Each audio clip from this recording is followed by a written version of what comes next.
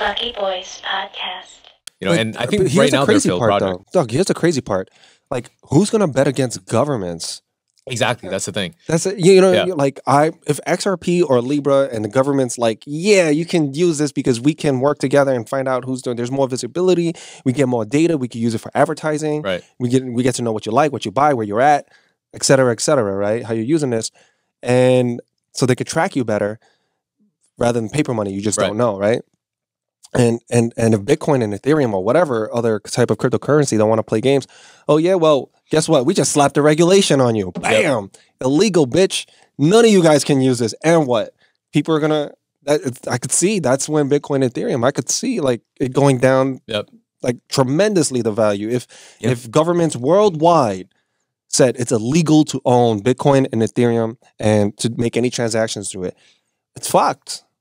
It's fucked. But do you think that would go that far? I don't see that happening though. If they become a real threat, I understand like regulations, but not actual total ban.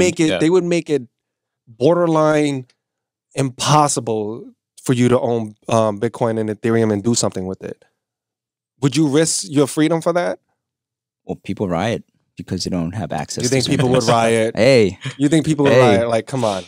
No, in all honesty, though, I don't see that happening with governments banning it. I also think that, just to take a few examples, the U.S. is a lagger behind it, right? U.S. is actually very slow in regulating and implementing blockchain and crypto, while you see like Singapore, Switzerland, Asia, Europe, they're like Japan, all hands in, you know. And you take a look at China, everything is digital, right? You use WeChat to do everything. Right. You want to make a payment to someone. You want to pay for a product. You want to go to 7-Eleven. Yeah, you want to book something. Everything is done through WeChat.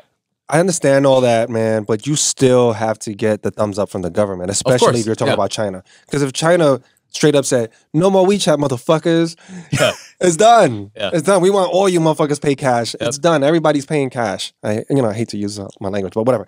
Like, I'm just saying, like, I'm making emphasis to my point. Like, I'm just saying that you have to play ball with the government. Right. So to me, in my opinion, if XRP is following all the regulations and doing they're moving like a corporation. So that's why I feel like people don't like it. But I think for the longevity, just to counter argument with your point, for the longevity, I think you want to look at the people that are playing ball with the government, following regulations, keeping their nose clean. Yep. Right? Because when that day comes, then it would rise up. Again, I don't know.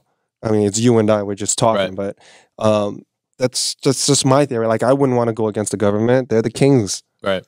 They make, they make all the rules, man. Yeah. I agree. But that's also the rise of cryptocurrency and the technology is because people weren't satisfied with what the government was doing. Yeah. And the banks, and I get it, but you're not going to beat them. You could be unsatisfied all you want. Look, when growing up, just think about it. When you're growing up, you're 5, 6, 10 years old, and your mom and dad says you can't do something, and you don't like it, but you still gotta listen to it because you're living under their roof until you grow up. So you live. Yeah, that's when you can. Crypto is a baby now. No, hold on. That's when you can. As long as you're not living under their roof. So to use your analogy, if you grow up, that means you're growing up and you want to move away from the United States.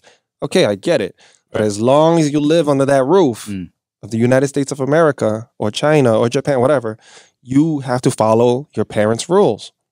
That's interesting way to look at it. And yes, to add to that, right? And then we're seeing that if crypto is being developed outside the U.S. and advancing at such a pace, and it becomes the dominant currency of the world, then that can happen, right? So it can take over as the dominant currency. Absolutely, but which one? That's a major question. Everybody wants to know. That's the multi-trillion-dollar question. Doug, what is your answer to that? It's tough to say, honestly. I mean, I can't say like Bitcoin is going to be the value that's backing every single fiat currency. It's going to be tough to say, but that's why I've been hammering it in today is that separate blockchain technology, the fundamentals behind that, from the cryptocurrencies, right? Because the technology is going to be a digital transformation. It's here to stay. Yeah, for sure. That for sure, governments are going to utilize, right? For every aspect. The cryptocurrency side, I mean, it's great, lucrative. You can make money off of it. Take advantage of that. But really be able to separate blockchain technology versus cryptocurrencies.